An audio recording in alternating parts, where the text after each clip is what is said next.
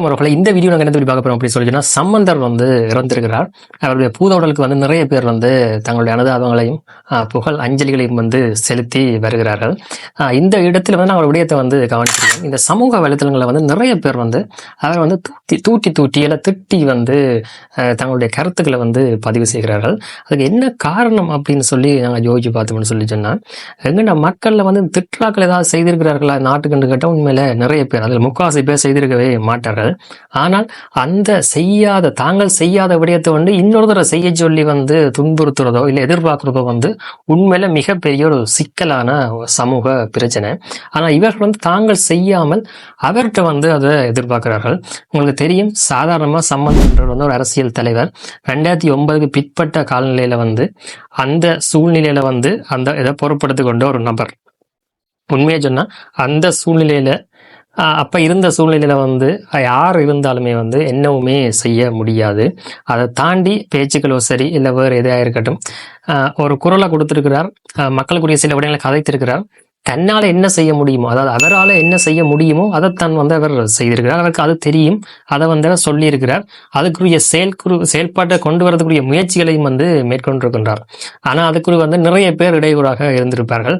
ஆறு இடையூறாக இருந்தான்னு சொல்லி வடிவா பார்த்தாலே இன்றைக்கு முன்னுக்கு நிற்கிற மைந்தவா இருக்கட்டும், இல்லை இந்திய மோடியோ சரி, இந்திய தமிழ்நாட்டு தலைவர்களாக இருக்கட்டும், இங்கே ரணில் விக்ரமசிங்கவா இருக்கட்டும், இல்லை அடுத்தடுத்த அமைச்சர்கள், ஜனாதிபதிகள், முன்னாள் ஜனாதிபதிகள் தான் எல்லாரும் இன்றைக்கு அனுதாபம் தெரிவிக்கணும் சம்பந்தனுடைய மரணத்துக்கு.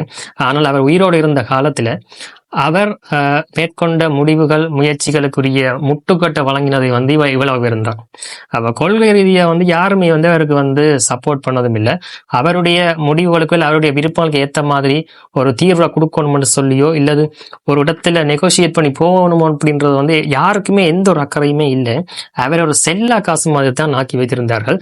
அப்படி ஆக்கிட்டு இன்றைக்கு இவர்கள் சுமார் வெறும் வாய் வார்த்தையில மரியாதைக்காக ஒரு புகழஞ்சலியை செலுத்துகிறார்கள். இது ஒரு வரும் தங்களுடைய அரசியல் இருப்ப அங்க வெளிக்காட்டுறதுக்காகவும் தான் ஒரு மரியாதை நிமித்தமும் தான் இதெல்லாம் செய்கிறார்கள் ஒழிய உண்மையான அன்பிலேயோ இதிலேயோ இல்லை. அதுதான் உண்மை. ஆனால் இப்படி செய்தவர்களை வைத்து இதை வச்சு கொண்டு எங்கண்ட மக்கள் இப்படி சம்பந்தரை போட்டு திட்டுறது ஏற்றுக்கொள்ள முடியாது. காரணம், இது ஒன்றும் விடுதலை போராட்டம் சம்பந்தப்பட்ட ஒரு விடயமே இல்லை. அவர்கள் சாதாரண ஒரு அரசியல் கட்சி, ஒரு சாதாரண அடிப்படை பலவீனமா இருக்கின்ற 4-5 வருஷத்துக்கு ஒருக்கா மட்டுமே சனம் ஒரே ஒரு நாள் ஓட் போட்டு தேர்ந்தெடுக்கிற கட்சி. அதை விட்டு சனத்தை கூப்பிட்டா கூட யாருமே மீட்டிங்கும் போறது இல்லை. எந்த விடயத்திலும் மக்கள் ஒத்துழைப்பும் வழங்க போறதும் இல்லை கட்சிக்கு. அது வழங்கவே மாட்டார்கள். அதான் சனம், பொது சனம். அப்படி இருக்கிற ஒரு அவ்வளவு பலவீனமான ஒரு அரசியல் கட்சியால நீங்க நினைக்கிறீங்களா ஏதாவது ஒரு தீர்வை தமிழர்கள் பெற்று தரையிலும் முடியாது. நீங்க நினைக்கலாம் அது முதல் போராட்டம் நடந்தது, அதெல்லாம் வேறு. அது வேறு போராட்டம் சாதாரண ஒரு விடயம் இல்லைன்னு. அது ஒரு மிகப்பெரிய இயங்கியல். 15,000-20,000 பயிற்றப்பட்ட ஆட்கள், அவைக்கு தேவையான சாப்பாடு, அவைக்கு தேவையான ஆயுதங்கள், அதை விட வேலை செய்யறதுக்குரிய ஆட்கள்னு சொல்லி அது மிகப்பெரிய ஒரு பட்டாளம். அது மிகப்பெரிய ஒரு சக்தி. அது ஒரு 10-20 அணுகுண்டுக்கு சமமான ஒரு சக்தி அங்க ஒவ்வொரு நாளும் வேலை செய்து கொண்டிருக்கும். இந்தியா அப்படியே இல்லை. 5-6 அரசியல் தலைவர்கள் எல்லாருமே 65 வயசுக்கு மேற்பட்டார்கள். அவ்வளவுதான். அவன் எம்பி ஒன்று கார்ல ஏறி இறங்கணும், அங்க மகிந்தோட போய் டீ குடிச்சிட்டு ஏதாச்சும் கதைக்கலாம். அவ்வளவுதான். அதுல ஏதாச்சும் பார்த்து செய்துதாங்கன்னு தான் கேட்கலாம். அதுதான் நம்மளால முடியும். நீங்க அவங்கள்ட்ட அதை மட்டும் தான் நீங்க எதிர்பார்க்கலாம். அதை விட்டுட்டு நீங்க நாமளை ஆணரை வடிக்க போறது பிளான் பண்றீங்களா அல்லது தனிநாடு எடுத்துறோம் எல்லாம் அவர்கிட்ட எதிர்பார்த்தீங்கன்னு சொல்லி சொன்னா உங்களில் தான் புல. இந்த தீபாவளிக்கு முறுக்கு சொல்றான்னு சொல்லி ஜோக் அடிக்கிறது சம்பந்தரை வச்சோ இல்லை தீர்வு தரும் பெருமன்ற எல்லாம் சொன்னாங்களோ அதை அவங்களுக்கு சொல்லியிருக்காரு. அவ்வளவுதான் விஷயம். அவர் நம்பினார், ஆனா நம்பி கிடைக்கல.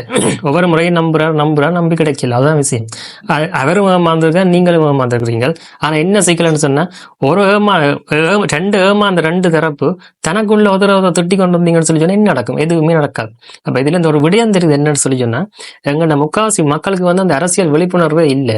யார்கிட்ட என்னத்தை எதிர்பார்க்கணும் என்றும், உண்மையில சூழ்நிலை இப்ப என்ன, எண்ணங்கள் கிடைக்கும் இல்லை என்னத்தை பற்றி நாங்கள் நோக்கி நகரலாம்ன்றதை பற்றி எந்த ஒரு கரசனையுமே இல்லாமல் சும்மா காலத்தை கடத்துறோம். இல்லை நாங்கள் எங்களோட தனிப்பட்ட வாழ்க்கையில மட்டும் கவனம் செலுத்தி போட்டு பொது விடயங்கள் வரைக்கும் வரும் அவதூறுகளை மட்டுமே முன்னிலைப்படுத்தி ஒரு பொழுதுபோக்குற இல்லை காலத்தை கடத்துற ஒரு வேலையை தான் நாங்கள் இங்கே முக்காவாசி பேர் செய்து கொண்டு வரோம்.